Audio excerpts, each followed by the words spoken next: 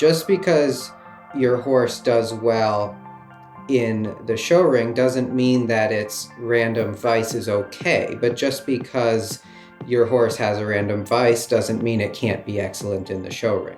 We can make it the horse's job to put energy into what we're asking, no matter what we're doing.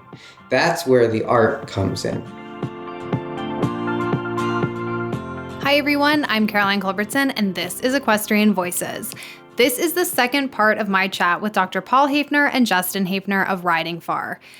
And if you think that part 2 is just the leftover stuff or the part that got cut off from part 1, you are so wrong. Some of my absolute favorite moments from our chat are in this part. Perhaps some of the most impactful and thought-provoking moments, in my opinion, are to follow.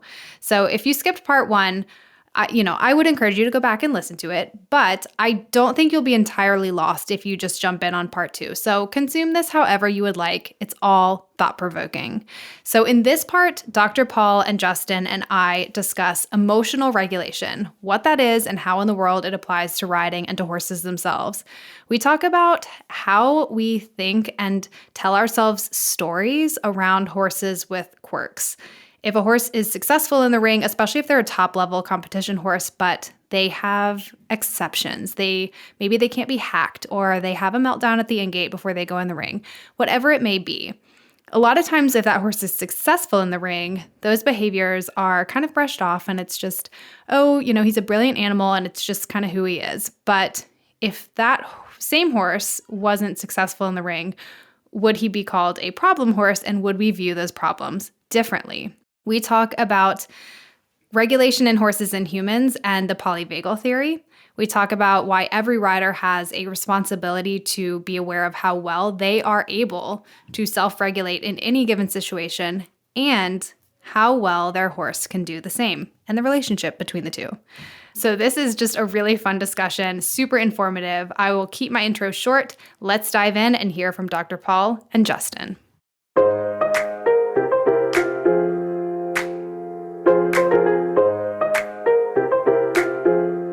We talk a lot about sports psychology skills. And what I want to know is, do you think that is different than this thing that is apparently required to be a good trainer of students and horses, which is the ability to regulate your own emotions and the ability to also recognize when you are dysregulated or there's something going wrong? Do you think that that is different than sports psychology skills? And do you think that it is something that we could be more aware of? My response to that is absolutely, for trainers and for riders.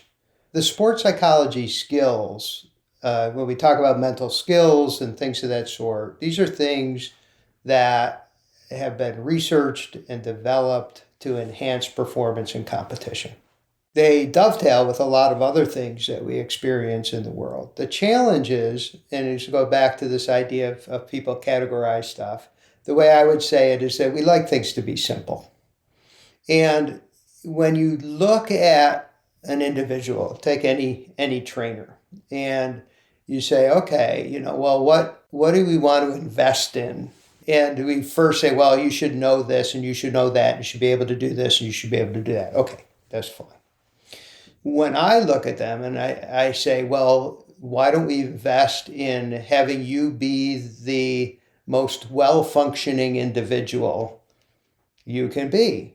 Because if you're invested in your own wellness in that sense, then you're going to have the best shot at using and applying mental skills. You're teaching mental skills, teaching riding, doing all those other things, right?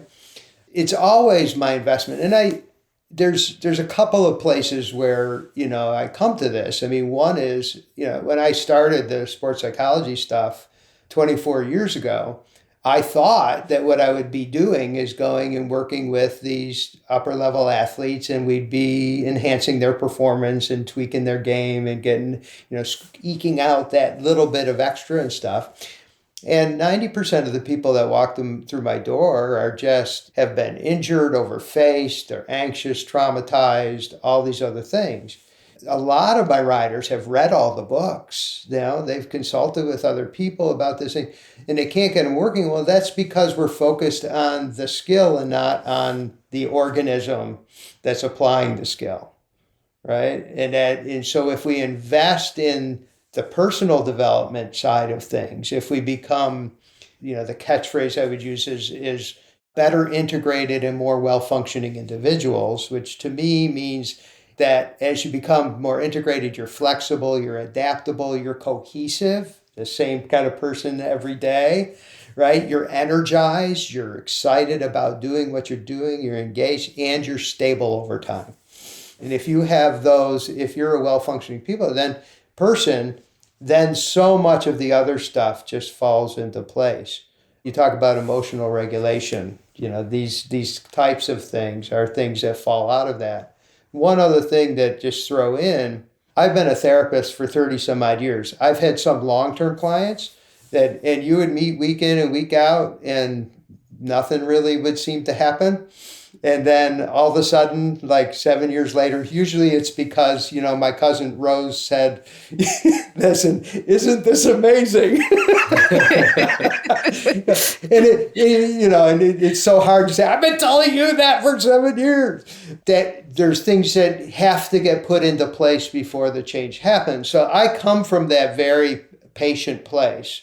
And as we work with people, Justin is really, he sees the process and he's really focused on, well, I want to go from here to here to here to here to here. So for him, his challenge is finding that kind of patience and allowing that process to unfold in an individual way. And I think when we talk about instructors and trainers, we talk about riding programs and stuff, a lot of times the instructor doesn't have in their mind what their proposed pathway of growth is for the individual and where they would go from there. If you walk in my door as a client, I know you're gonna fire me someday. And I'm working every day so that you fire me. I'm not walking into, oh, here comes Caroline. I think I can keep her for 13 years. Right? So I think it's important as horsemen and horsewomen in those roles of instructing that we claim our place, right? That we own our competence and the things we're really good at, that we work hard to be better at them, that we work hard to be of more service to our students, and then also know what the progression is, how we can help them and where that branches off into other things and how do we make those choice points and support them to keep growing.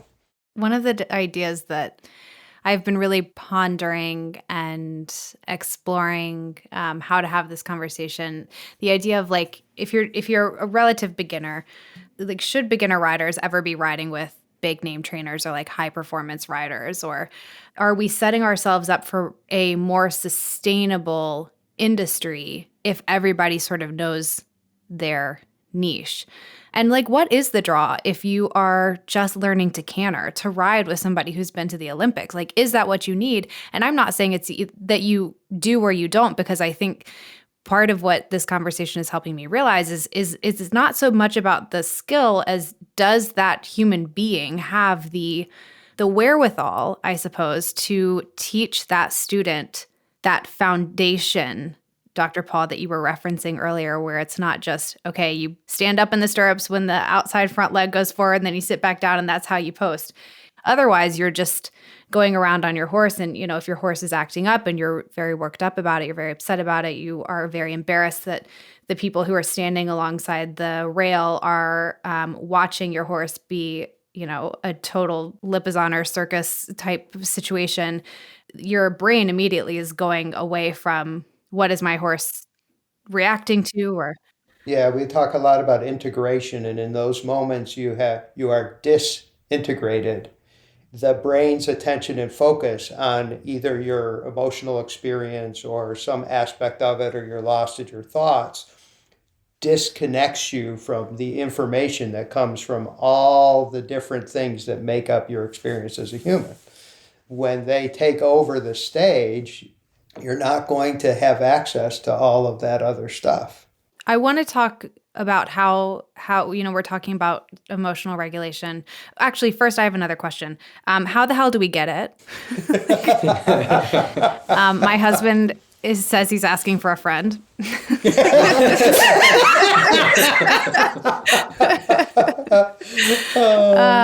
No, but seriously, like just in a high level, like what is emotional regulation? Because we do talk about it a lot, and like maybe people don't really know what we're talking about. We live in really, really exciting times, and maybe I'm just excited because it's what I do. I saw my first client in 1987, and all the time in working with clients, and I'm skilled in cognitive behavioral techniques and dialectical behavior therapy, and I do hypnosis and I social learning theory interventions, so you have all that training and stuff. And I knew all along that people come and they're dysregulated in some way. Their thoughts are either dysregulated, or their emotions are dysregulated, or their behaviors are dysregulated, or some combination of all those three things. And one of the things that I knew is that it didn't really matter what I could tell them to do. The intervention didn't matter until there was something that happened in the room with me and them, meaning something about the relationship. And that's all that we had to go on, right? And they talk about it over and over and over about, the importance of relationship and stuff. And then, now we have this whole world, and this is caught on in the horse world as well, this whole new theory about how our nervous system works, the polyvagal theory. And lo and behold, what we've discovered is that when we have scientific evidence now that when I engage with you, we have that positive social engagement, that it activates a part of your brain which allows for the regulation of your sympathetic and parasympathetic nervous system. And then this gets leveraged into all kinds of different things because it's connected to the innervation, let's say, of your heart and breathing. So if I work on my breathing, then I can help myself regulate. The core thing ends up being a connected person in the world. Now, if I grow up as a connected person in the world, what then ends up over time is that I'm able to rely on that sense of connection or security, which then allows me to better regulate myself, right? Someone who is confident, for example, tends to be better emotionally and behaviorally regulated, right? And then that confidence just works its way all the way back to connection. I have a lot of parenting questions that I would like to ask you after we're done recording. This is a horse podcast. Okay. And then we add horses to the mix. We talk all the time about like how horses are a mirror. Actually, that has literally been a title of an episode. We see a lot in the high performance world and horses that are very, very experienced, gifted, accomplished, amazing sport horses. And they can go jump 1.60 meters, or they can go gallop across a 5-star course and, whatever.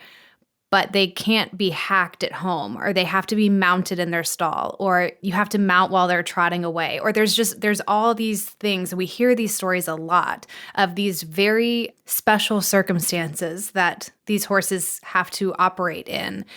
And I've always wondered about that. Like, are we saying that horse is he's really, really brilliant and that's just how he is, but he's so gifted. But if that horse wasn't winning at a 5-star level, we would have no tolerance for the fact that you have to get on while he's trotting away from the mounting block. That's a problem horse. But if the horse is winning in the competition arena, he's just we call that he's just gifted, and that's just his quirk. So how do we draw the line between what is a quirk and what is the horse trying to tell us about how they can't cope with their environment?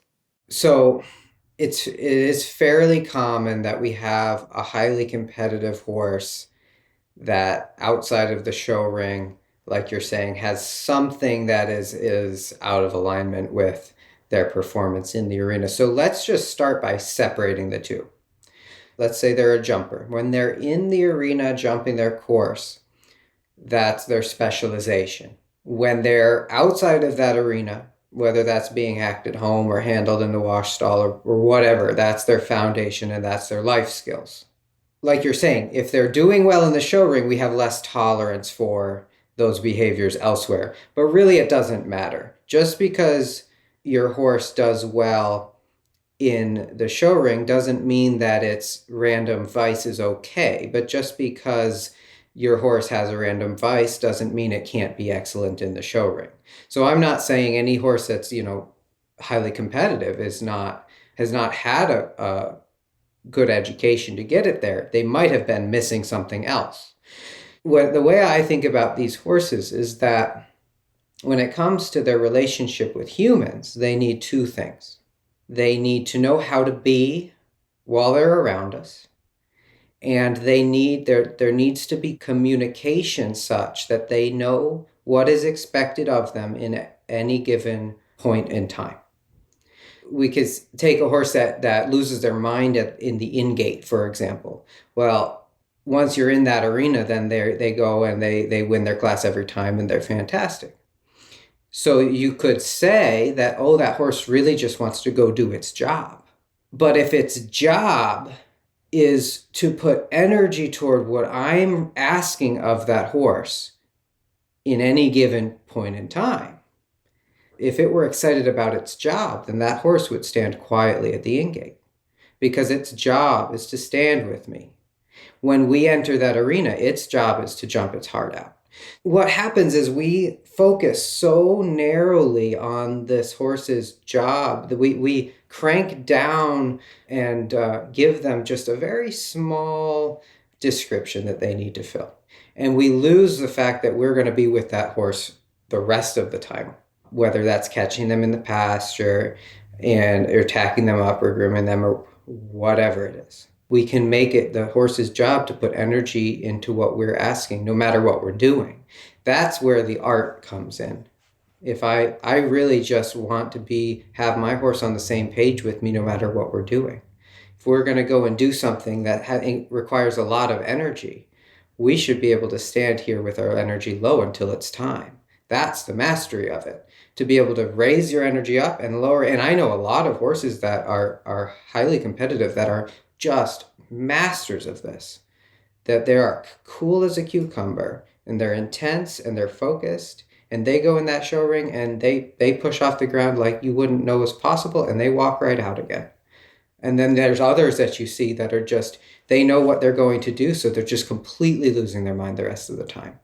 So it's nothing against the competitive task in any way. It's really just reframing what we're going to call our success, what we're going to think of as our expectations. So if I have a jumper, my expectations are not just that they're going to jump.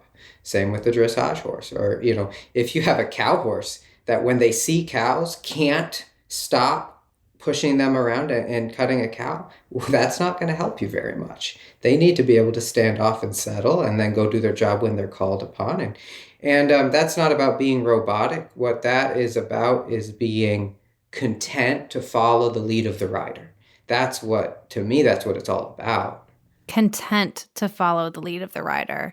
If you think about the way that athletes work, if you had an NBA basketball player who was so amped up about every single game that, he's like in the locker room, in the bathroom for like 2 hours before the game starts or whatever the case may be, like someone would flag like, hey, we need to intervene here and give you some tools to calm down so that you can use your energy where it matters.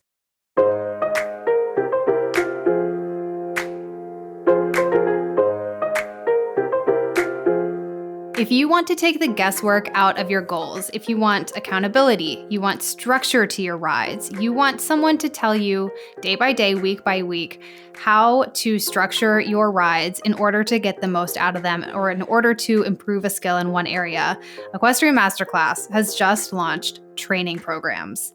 These are guided, step-by-step, day-by-day training plans designed alongside the top trainers, grooms, and vets in the world. These are designed to completely take the guesswork out of how to get where you want to go. And there's a variety of topics that will be covered. So there's a starting library in there now, and that's going to continue to grow throughout the year with training programs constantly added for the rest of 2023 at least. So one of my favorites in there right now is the 30 days to a fitter, sounder, and stronger horse. Anyone can do that. You cannot go wrong with that. And when you sign up for an Equestrian Masterclass membership, you will also get access to the entire video masterclass library. So there's over 45 in-depth masterclasses in there. That's over 350 videos from Olympians, Grand Prix riders, farriers, vets, equine dentists, and much more. You can become a member today to get access. If you're already an Equestrian Masterclass member, these training programs are already in your library at no extra cost to you. You can go to equestrianmasterclass.com/voices and get $50 off of an annual membership. Once again, that's equestrianmasterclass.com/voices. These training programs are pretty awesome. I'm going to be using them myself in my own riding, especially as I get my very fuzzy, very out of shape horse who is staring at me right now from the pasture gate. As I get him back in shape, I'm definitely going to be following these training programs. So again, equestrianmasterclass.com/voices to access that today.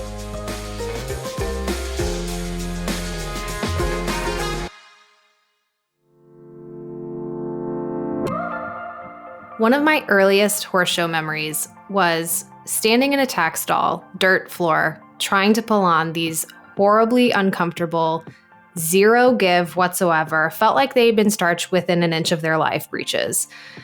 The good old days. Thankfully, we are well past that time, and with brands like Nakovian pushing sport apparel technology forward, we're never going back. I really hope we're never going back. Nakovian is a newer brand that I've been really impressed with the cut of their clothes as well as the materials, and I really like what the brand stands for. They are built on the belief that riders deserve to ride in excellent gear that moves with them and enhances their experience in the saddle rather than chafe them like sandpaper. They're big on size inclusivity as well as designing clothes that flatter everybody and also last a really long time, so you won't be buying new breeches every couple of months. Before they release any of their products, they test these clothes really vigorously to make sure they last, and I love that. I'm going to tell you what I've tried and just a little bit about my thoughts on each piece. So I've tried the white base layer, and this thing rocks. It was really, really flattering. Even when I first tried it on and I was only 4 months postpartum, I found it really flattering because it has a curved edge at the bottom that gives you like a little bit of an hourglass shape. It's a spongy material that adds a lot of warmth. It is winter in the Northeast, so I have definitely put this one to the test. I've also tried their black standard breech. This is probably my favorite item. These have a thick waistband that doesn't roll over when you bend over to like pick up, a hoof pick off the ground or whatever. It hits right where a high-waisted breech should hit, in my opinion, like right above the hip bones without being obnoxiously high. Like it's not all the way up to your sports bra band or anything like that. They're grippy and they hold my phone, and they feel kind of like a second skin, but in the way that they sort of hold you in slightly. And that's my preference. That's what I like. My advice is to size up if you are in between sizes. Okay, the lounge set. I liked this set, but I feel like it ran quite small. So size up at least one size in my opinion. I wish the pants had a little more give, but overall this set is cozy. The leggings. Okay, I wear these all the time. The leggings are great even to work out in. Love them. Okay, so if you want to check out and support this brand and their mission, you can go to nakovian.com and you can get 15% off your order with Noel Floyd 15 at checkout. So that's nakovian.com, Noel Floyd 15 at checkout for 15% off.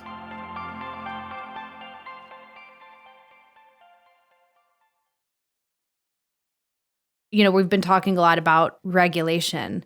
Can we think of it similarly in horses as we think of it in ourselves? Or Justin, do you think that it's that that's not the right way to think about it? Do you think that it's more just we need to build these individual skills? The horse has to learn to get on the trailer. The horse has to learn to stand at the ring. Is it about skills, or is it about being able to regulate yourself as when we're talking about these horses? Yeah, I think teaching these horses to regulate themselves is incredibly similar to the way we would think about it with people. It takes a different focus. So first and foremost, the horse's early life is incredibly important, just like us. You have a way better bet of having a horse that's well-rounded and regulated and integrated in more of their life when they have grown up in a herd with a mother who has been appropriate. And that we are hurting severely in our show horse industry because we're breeding, well, I could see one reason being that we're breeding very expensive animals and we want to not break them before they're able to go and do something. But we can hurt them at an early age in that regard. The foal's mother shows them how to be when this, scary tractor drives by. They show them how to move with another organism. They learn to move with a herd. They learn to follow that direction. They learn that, when something in life happens, they can see this group of animals who's had a whole life already to learn these things. They get to learn that stuff. So, we think about it a lot in terms of our different worlds from our English side of things and the Western side of things. A lot of the quarter horses that you might start for the ranch, cutting, reining, whatever industries, a lot of them get bred and born and raised out on pasture, on a lot of it. And when they're 2, they get brought up and they get started the next day. And typically by ride 3, there's an old saying, the first ride you're losing money, the second ride you're breaking even, and the third ride you're making money. Now we can talk all day about if that's appropriate or not. But I've been searching to get more and more of a personal view into that world. The more I look into that, and I'm riding with some people who I really respect, but on that timeline, they're, from my perspective, not pushing these animals terribly hard. What they're doing is educating them. They're teaching them skills because they have all of this social intelligence and emotional regulation that all they need to do is learn the skills of being a ridden horse. A lot of the colts that I get to start that are typically warm bloods, and they're going to mature slower. But we might spend a month, 2 or 3, to teach that horse how to begin to regulate themselves when they're standing tied, when they're being brushed, when they're walking away from their buddies. We're not teaching skills until they can regulate themselves, and that's a huge defining factor. And a lot of that is from early development. A lot of that can be from the rate that they develop. But there is a clear definition between helping a horse regulate and teaching them things. And then the other piece that I have to add to that is where is your focus? Because you can teach skills while teaching your horse to regulate. But if your goal is to go out and work on your changes and your horse is a lunatic in the cross ties and tries to bite you when you saddle up and runs you over on your way to the arena and you have to have 4 people to hold it while you get on, well, screw your changes. They don't matter anymore. You've missed the opportunity to help your horse become regulated on the way. And it's the same when you leave the arena. So one thing I'm going to throw in here, which is I think a lot of times the argument gets made about that horse in that situation where they're competing and stuff like that. And one thing that's really helpful to appreciate is that once a problem has been developed, the solution is not simple. So we can say, oh, that horse is missing holes in their education and so on. It's not like tomorrow, send them to Justin and he'll fix everything. It's the same way for people. they come in the door and and they're really struggling and they have concerns and issues and problems, or in family dynamics, which just comes up, it's not like I can say, okay, well, you should have done this and then everything would have been fine. It's important to know and to identify that that situation isn't a necessity for success. If you change, stable behaviors, doesn't mean your horse is going to not be a high performer. But it's also more important to be thinking about it more in terms of big picture wise. What are the things that you want to have? It's like Justin's talking about these youngsters, right? What do you want to have in place that's going to allow the horses to develop the parts of themselves, experientially, neurologically, psychologically, that they're going to be in a position that best positioned to learn the regulation along the way. And that to me is the more interesting question, rather than, oh, is this horse special now? Well, sure, that horse is amazingly athletic and so on and so forth. The question is, what would happen if that horse had come up a different way? And then I don't want to knock the people who are just trying to make do with what they inherited. Sure, there's some things that they could try to make, the horse's life and their lives more better. But I really think it gets back to this idea, and it's the same way with people. It's like, well, how can we best, what's the process? What are the practices? What are the ones of raising horses, breeding horses, their first few years, their early experiences and stuff that's going to help and support that regulation?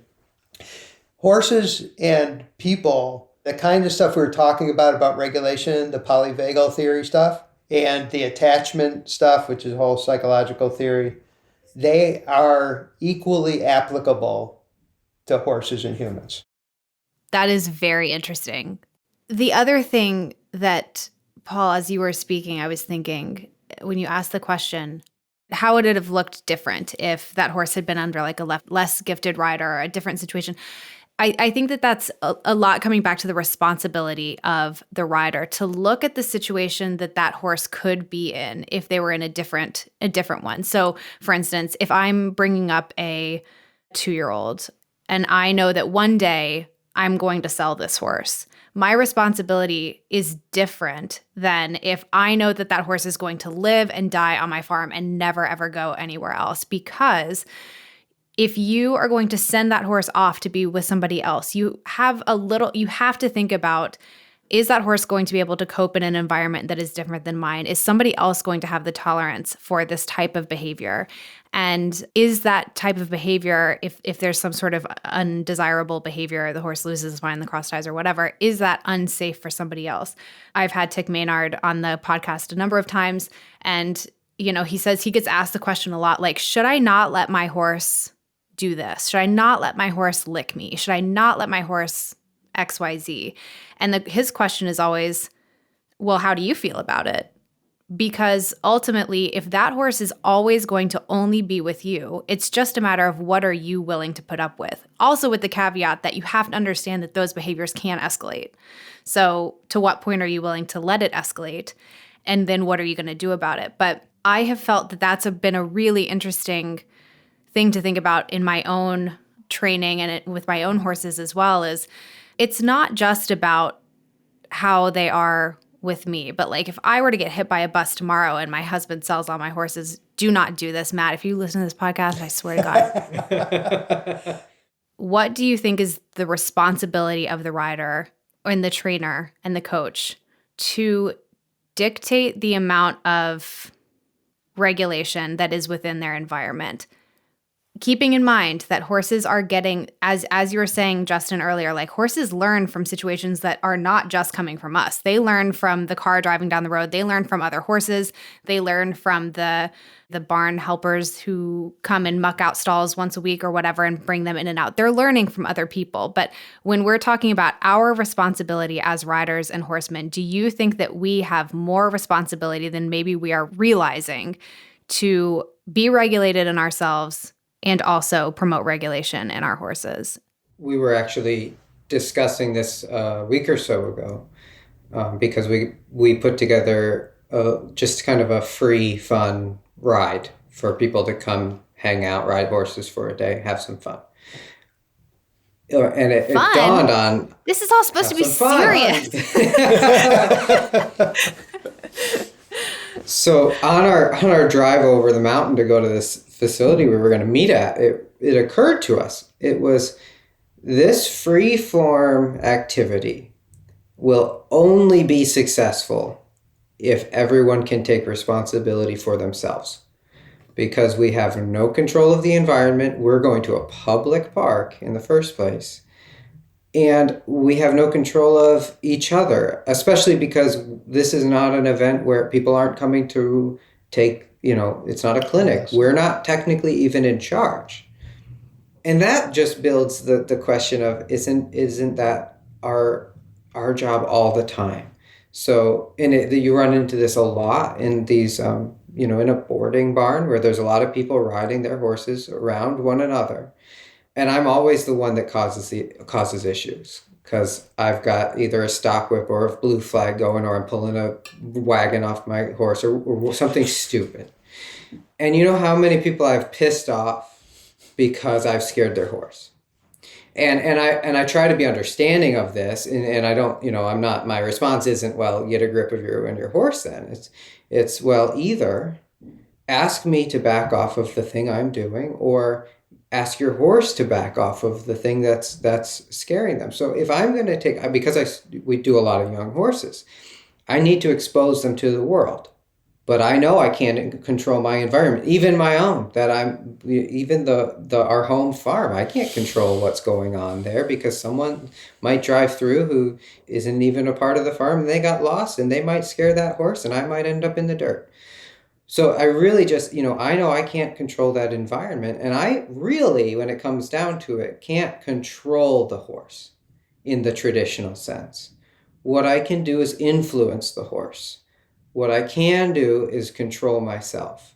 So if I have enough control of myself in a situation to influence my horse and help them control themselves, then we can deal with the environment. If I don't feel like that's going to work out in the environment that I'm heading into, I will either go into it in a different way, meaning maybe I won't be on that horse initially, maybe I'll start on the ground, or I won't go into it at all. And I'm not saying to hide from the world, but I'm not going to ride a young horse who I know isn't totally with the program quite yet into an arena with 15 people riding around who I know don't have control of themselves and then get mad at everybody.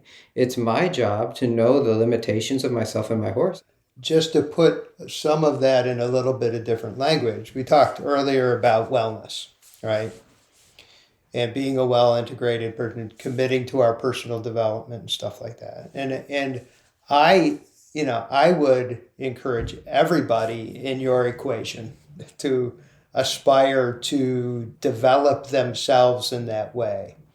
Whether it's an instructor or a student, and then also setting the stage so that our horses can develop be better self-regulated. And then I would say our job is not to control the world. So one of the ways people try to regulate things is to regulate the world, right? Rather than to regulate themselves, right? And I know that as, whether it's an instructor or coach or trainer or something, you have an obligation, right, to make good choices, but you don't get to control everything. And I think that idea is we make better choices if we're coming from a regulated state.